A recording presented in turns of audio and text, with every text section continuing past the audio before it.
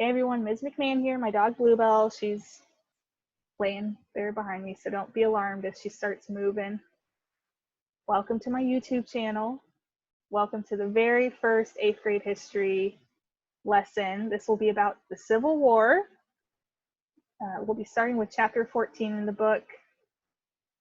This week will be sections 1 through 4. Next week will be sections 5 through 8.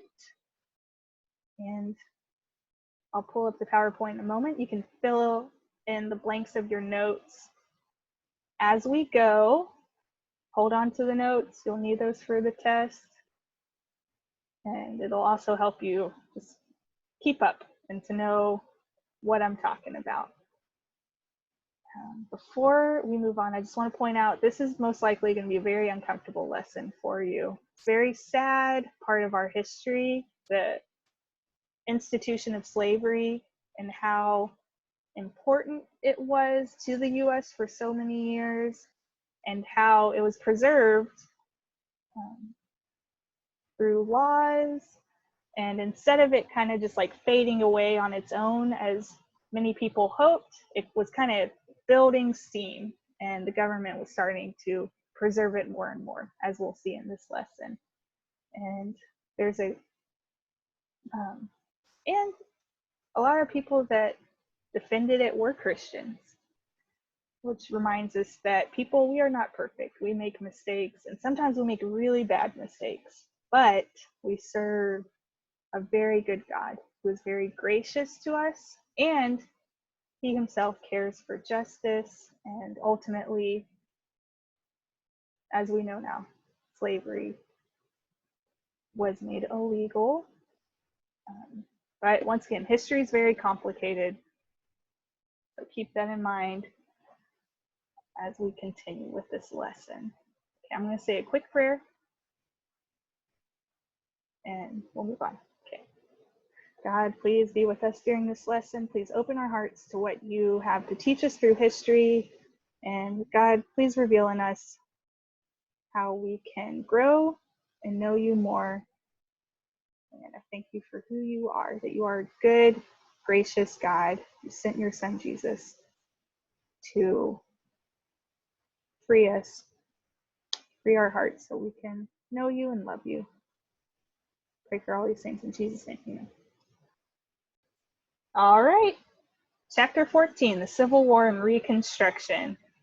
Here's a picture depicting a battle of the Civil War, and we see wait a second, I just circled the U.S. flag here and the Confederate flag here. So this pictured here, this is the accurate Confederate flag. Usually the stars or kind of the crisscross flag that we see, that was used during the Civil War by Confederate, but the official Confederate flag is 3 stripes. And listed here. Okay, part 1, sections 1 through 4. It's covered on pages 202 to 216 in your book, for the most part. But some things are not in your book, or not listed the way. So if you're just looking in your book for answers, you're not going to find them. Like this section here, following the annexation of Texas to the United States in 1845, eventually war broke out between the U.S. and Mexico. Since Mexico still considered Texas to be a territory of Mexico. Mexican-American War lasted from 1846 to 1848 through the Treaty of Guadalupe Hidalgo. In 1848, the U.S. gained new territories from Mexico. So over here, this map, we can see this kind of teal areas, the U.S. territory, this red, Mexico, and then this yellow is what the U.S. claimed after the Mexican-American War that Mexico gave to the U.S. As part of the Treaty of Guadalupe Hidalgo. And then this navy area here, this is what was disputed.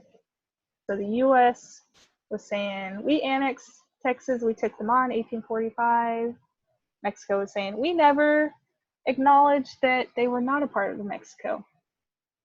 So 1836, when Texas formed as an independent nation, Mexico was saying they did not agree that that's what happened. So they fought a war. And then essentially, why I bring it up here is now the US has all of this new land, and they have to decide what are they going to do with it. Is it going to be allowed to have slavery there, or will it be illegal?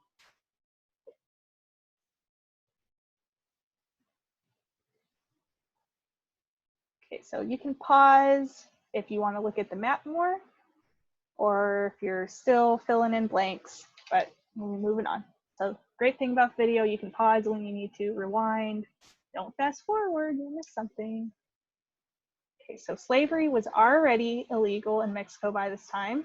Deciding whether to allow or outlaw slavery in these new territories caused continued arguments in the US, which led to the Compromise of 1850. So this is something we went through on the worksheet last week.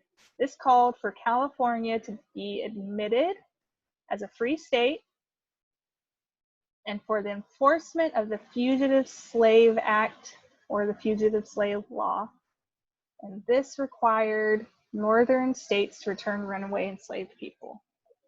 So the abolitionists who were fighting for an end to slavery, they were appeased because California was admitted as a free state. And then people who were wanting to preserve slavery, they were appeased because the Fugitive Slave Act was being enforced. And that meant that even if people who were enslaved were made their way to a free state, people in that free state were required to report it and to send them back.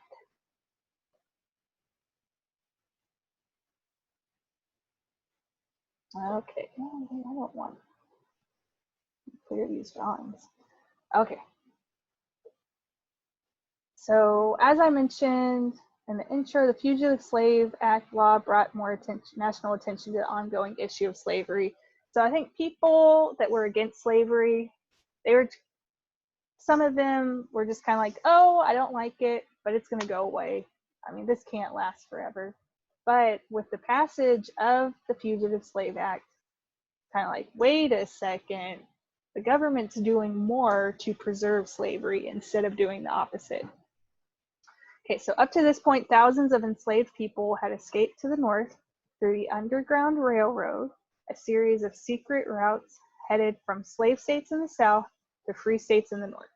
A woman who had escaped slavery in Maryland, Harriet Tubman, was a notable quote-unquote conductor who had helped lead over 300 people to freedom in the 1850s. So here's Harriet Tubman pictured here. Originally, this was a black and white picture, but someone added some color to really give it some pizzazz. So she was an incredible woman. She escaped slavery, and then she continued to help people.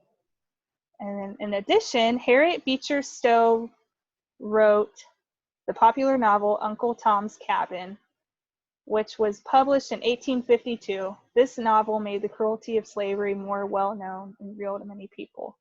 And this is one of the things that the book is just a little off on. The book says this was published 1851. It was 1852. You can see here, this is the first edition where it states here that it was 1852. And Uncle Tom's Cabin is one of the most popular novels, like the most well-sold novels ever. And it tells a story of enslaved people. And I think it really helped humanize people who were enslaved. So for people who either were racist and thought people of African descent were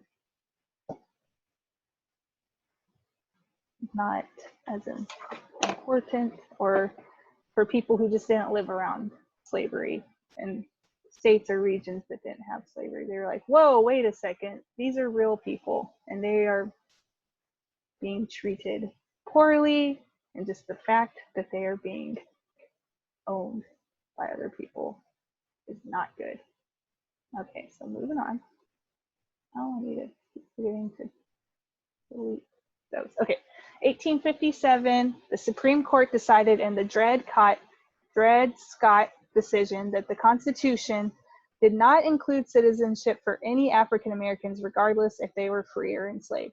This is Dred Scott. He was an enslaved man, and his owner, for many years, they lived in a slave state. But there was a time where, before his owner died, that they were living in a free state. And then when his owner died, he returned to the slave state. He sued the widow for his freedom, saying, hey, I was living in this free state for years. I should be free. And when it went to the Supreme Court, though, the Supreme Court decided, as they interpreted the Constitution, that citizenship was not included for people of African descent, and that even if they were free people. So that didn't mean that African Americans could not be citizens, but what it was saying is that the Constitution that our laws are based on was not guaranteeing that they would be citizens. And once again, this was another act that people who are kind of on the fence and thinking, you know, slavery's not good, they're like, whoa, wait a second. Slavery's not just going away anytime soon. Okay, the next slide. John Brown. So John Brown, well-known abolitionist, and he was not someone who thought, kind of like Martin Luther King, civil disobedience. John Brown would have disagreed with that. He thought that the way to end slavery was through violence and through an uprising. He led a raid in 1859 at Harper's Ferry in what was then Virginia. Now it's West Virginia. During the Civil War, West Virginia broke off from Virginia, and that led to his arrest and execution. Essentially, he was stealing arms, weapons to equip enslaved people and people who supported freeing enslaved people to like take up arms and fight for their freedom. And this was considered treason because part of that was him stealing from federal armories. So he was stealing guns from the government in part. And this was a huge deal. This is a major part of US history. A major reason that people were starting to get a little more active in ending slavery or in preserving slavery. Okay, so Abraham Lincoln was elected in 1860. At this point, Lincoln only opposed the expansion of slavery and not outlawing it everywhere in the US, but Southern states still took it as an affront. Before Lincoln was inaugurated, Southern states began to succeed. So he was elected 1860. And at the start of his presidency and his campaigning before then was saying, Abraham Lincoln was saying, I don't want other states to become slave states. I want new states or free states. It wasn't until they were in the middle of the Civil War, as we'll see, that he was finally saying like, whoa, we're gonna like totally outlaw slavery. But when he was elected, before he even became president, Southern states were saying, this is an act of aggression, that Abraham Lincoln has been elected, aggression against the preservation of slavery. So while James Buchanan was still president, South Carolina was the first to succeed. And succeed means that they left the United States. President James Buchanan declared that this act was illegal, but he took no further action to stop it. So, side note, James Buchanan is often considered the worst president in US history, and kind of because he was not a strong leader, and he pretty much did, as many historians would interpret, he did almost nothing to prevent a civil war. By this point, it was very clear that states were going to succeed. They did succeed. And that's a fun side note. If anyone ever asked you, hey, who was the worst president ever? You'd be like, probably James Buchanan.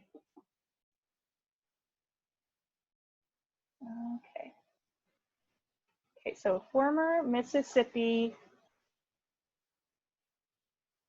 senator from Mississippi, Jefferson Davis, was chosen to be president of the Confederate States of America. He's pictured over here, Jefferson Davis. He was inaugurated in Montgomery, Alabama in February 1861.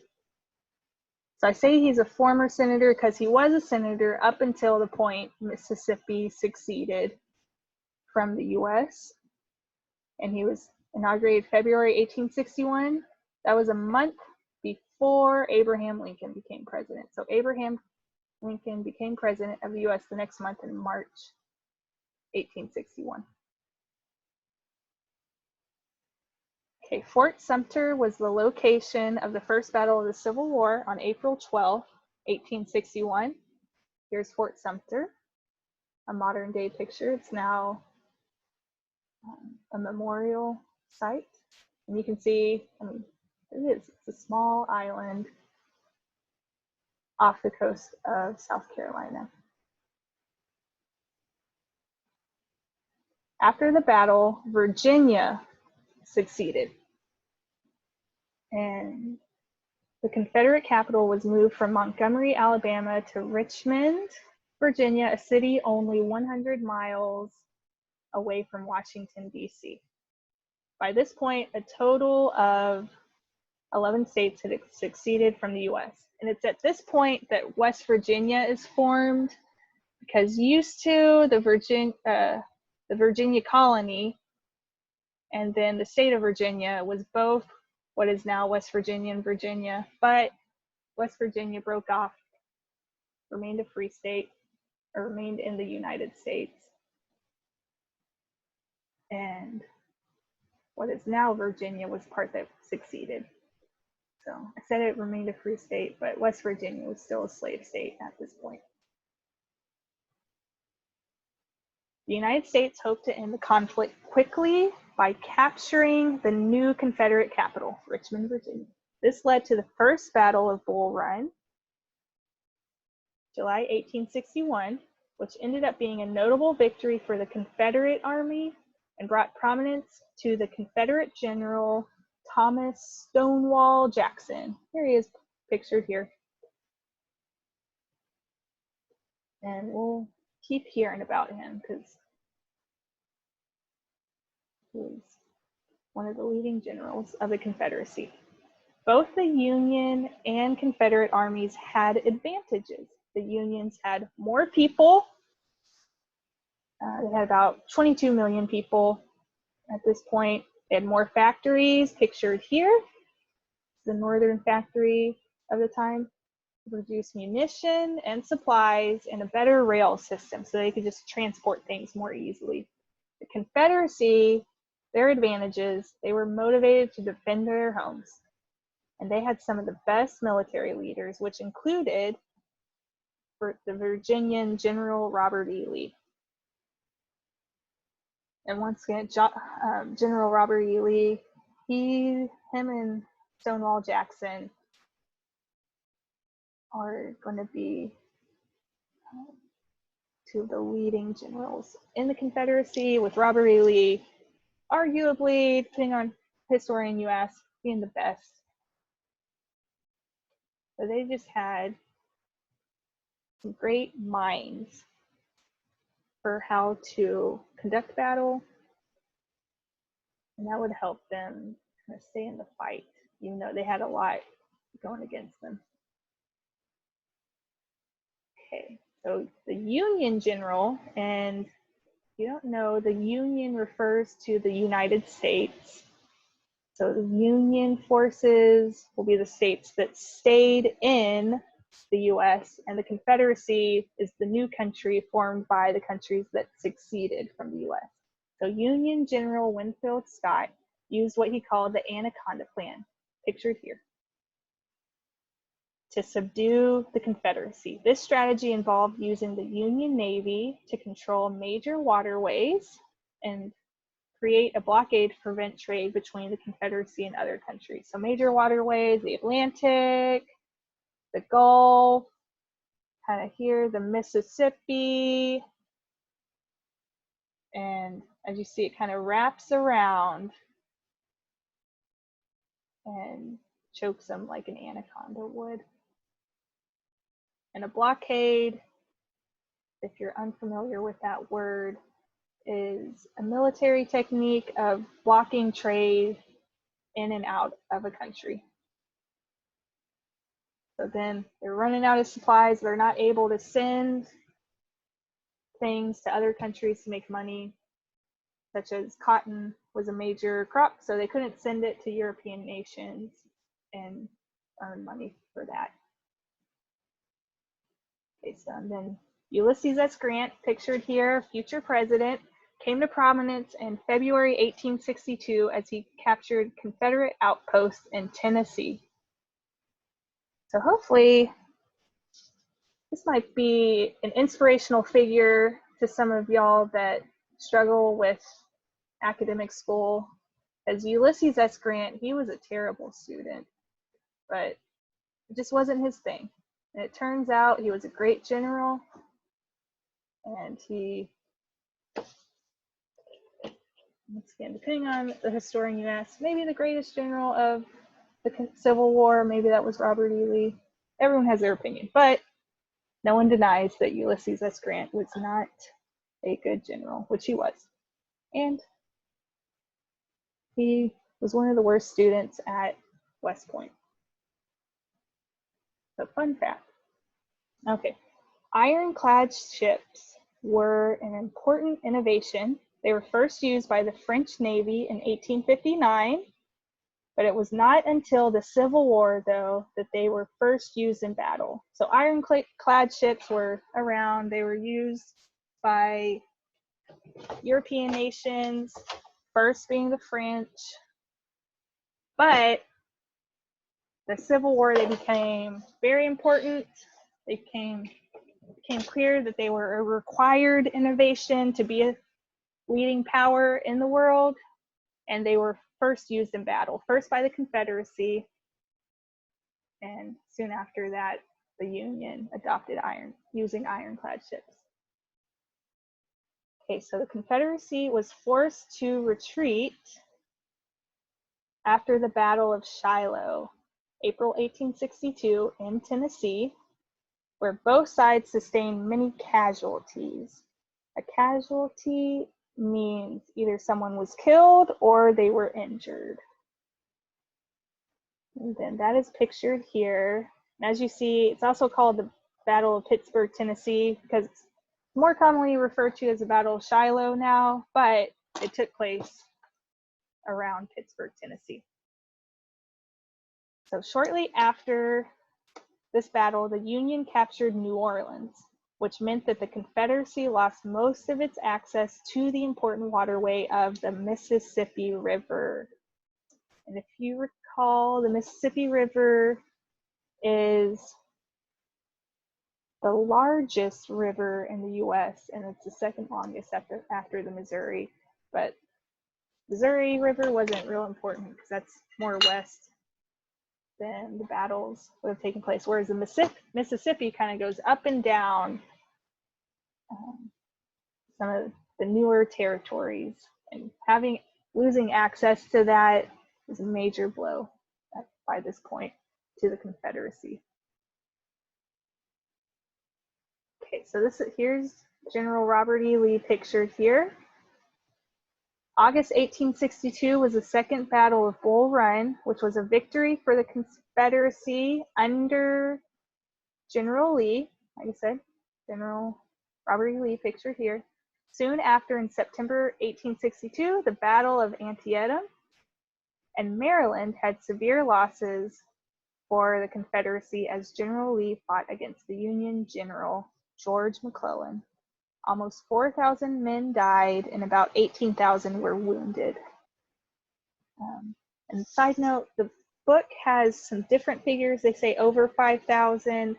Counting up battle deaths can be difficult because both sides will calculate and put forth figures, and then both sides can have lots of different disagreeing numbers. As you see, we're talking about thousands of men, and so keeping track of that is difficult. So as time goes on, historians will study all these different figures and be like, what seems more accurate figure, and they'll base that on. So I think the book is probably looking at some figures that have since been discredited. Either way, thousands of men died, thousands of, even much more were injured. And the Civil War is going to end up being the most deaths of any war that America has been involved in. Okay, I think that's, let me see. Okay, so this is over. Go back, rewind if you missed anything. Feel free to look over at the maps. If you have any questions, if anything's confusing, email me. Zoom hours will be Tuesday, Thursday, 11 to 12. Hope y'all are doing well. I love each of y'all. I miss y'all. Stay safe out there.